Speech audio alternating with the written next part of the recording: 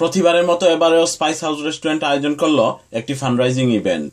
ব্রিটেনের ওয়েস্ট ইয়র্কশায়ারের কাছাকাছি ছোট একটি ভিলেজ হলটনে অবস্থিত স্পাইস হাউস রেস্টুরেন্টটির স্বত্বাধিকারী লিডস 8-এর বাসিন্দা সিলেটের জগন্নাথপুর থানার সৈয়দপুর গ্রামের সৈয়দ শাহ নূর আহমেদ। আজকের যে ফান্ডরাইজিং স্পেশালি এটা Lord mayor our children fundraising তার ইয়ং কিডস সকলের লাগে একটা প্রোগ্রাম আছে ওগুলো হেল্প করা। তো এটা আমি মনে করি যে আমি নিজেরা প্রাউড ফিল করি এই ধরনের কামও আমি অংশগ্রহণ করতাম পারছি।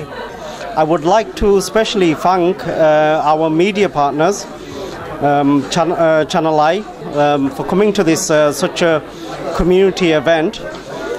The proceeds from today's event will be going towards the charity, which Lord Mayor's charity, which is working for young people. Leeds city কাউন্সিলের লর্ড মেয়র মিস্টার টমের লট নামক চ্যারিটি অর্গানাইজেশনটিতে এই অর্থটি প্রদান করা হয়। অনুষ্ঠানে বিশেষ অতিথিদের মধ্যে উপস্থিত ছিলেন লেবার পার্টি থেকে আগামী জাতীয় নির্বাচনে লিডস থেকে মনোনীত এমপি পদপ্রার্থী রিচার্ড বার্গন। তিনি এ ধরনের একটি ইভেন্টের ভূয়সী প্রশংসা করে বলেন, It's wonderful that 40% of the proceeds from this evening, from this celebration, are going to a local charity to help children. It's a charity chosen by the Lord Mayor. And what tonight is also proof of, some of the best curry houses are here in Leeds, and even more importantly, some of the best curry houses are here in East Leeds. It's been a fantastic evening. It's wonderful to be here with friends sharing this evening.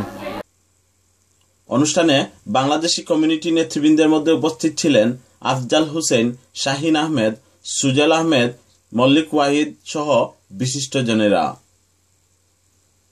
হলটন spice restaurant থেকে Mohammad Zakaria, channel I news.